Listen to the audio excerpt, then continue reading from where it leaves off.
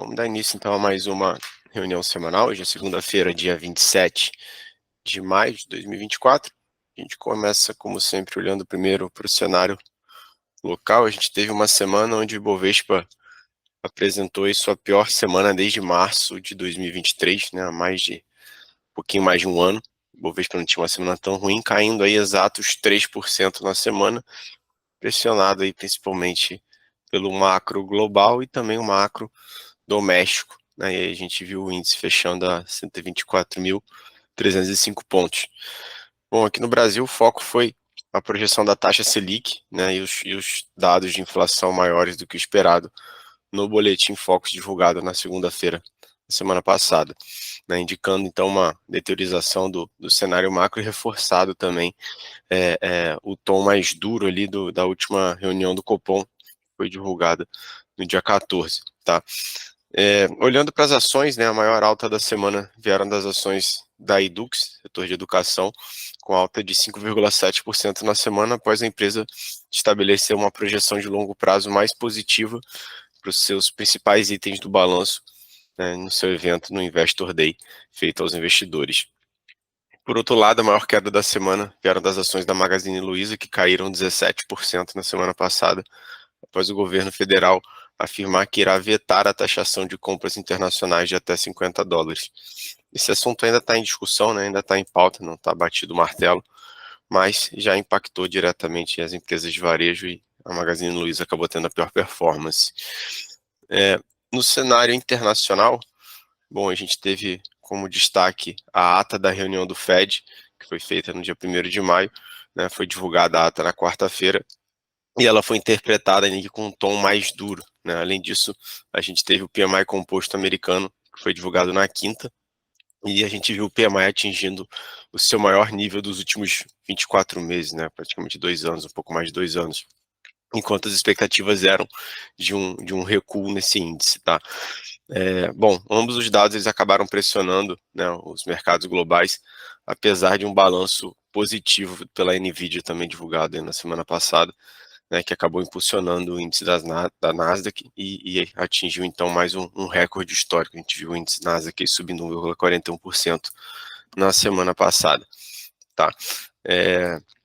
O IFIX, voltando a falar aqui de Brasil, nosso índice de fundos imobiliários, ele fechou a semana também em queda, recuou em 0,39% na semana. A gente teve os FIIs de papel integrantes do IFIX tendo um desempenho médio de menos 0,13 na semana e os FIIs de tijolo uma performance média de menos 0,50 na semana, tá? Olhando para a parte de moedas, bom, a gente viu o dólar se valorizar frente às principais divisas, enquanto o real, o dólar ele subiu aí 1,25%, fechou cotado a R$ 5,17.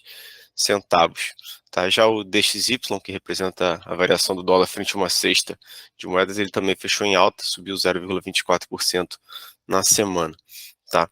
Na parte de criptoativos, né, a gente viu o Bitcoin e o Ethereum subindo forte aí na semana passada. O Bitcoin aí subiu 4,05% na semana, né, fechou cotado aí a $68.957, mas o grande destaque da semana realmente foi o Ethereum, aí, que subiu mais de 20%, né, fechou cotado acima dos $3.700.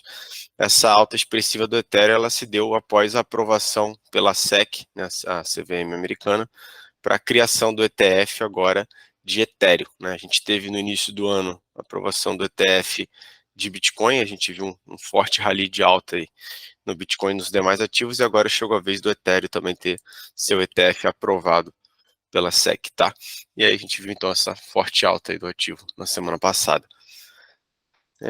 Bom, para dar sequência aqui, vou chamar então o Matheus Ogata, comentar um pouquinho da curva de juros. Fala, Matheus, bom dia. Fala, Gustavão, bom dia. Cara, tá difícil de ver um número vermelho aí nessa tela, né? Não sei se o pessoal já reparou que nas últimas semanas a gente só vê verde, verde, verde. E por incrível que pareça, ver um número verde aqui é ruim. Por quê? Porque significa que a expectativa de juros do mercado para o futuro tá alta, né? Essa semana aí, grande parte motivada pelo que o Gustavo já falou, né? Pelo CPI, basicamente medindo aí o, o, a produtividade da economia americana, né? Perdão, o PMI, né? PMI que foi divulgado semana passada, medindo a atividade americana. Por que isso é ruim? Porque mostra que a economia americana ainda está muito forte. consequentemente acaba impactando na inflação, porque a gente vê que como a economia está muito forte, tem muita gente com emprego, tem muita gente gastando, tem muita inflação e acaba jogando os preços para cima, que é justamente o que a gente não quer, né? A gente ficou levemente feliz na semana retrasada com os dados de inflação nos Estados Unidos, que vieram dentro do esperado, mas eu tenho que lembrar para vocês que o índice de inflação ao produtor, né, na ponta de produção, não veio tão agradável assim, né? E, obviamente, com uma inflação maior para o produtor, acaba impactando no consumidor. Então, são dados que a gente precisa sempre olhar em conjunto, né? Não só o índice de inflação ao consumidor. Mas, para resumir, né, grande parte da semana foi por conta desses dados que não vieram tão bons quanto esperado, né? Obviamente que isso abre margem para oportunidade de compra em alguns ativos, mas é sempre bom a gente manter uma observação bem atenta em relação a esses índices, tá bom? Da minha parte é isso, tá, Gustavo?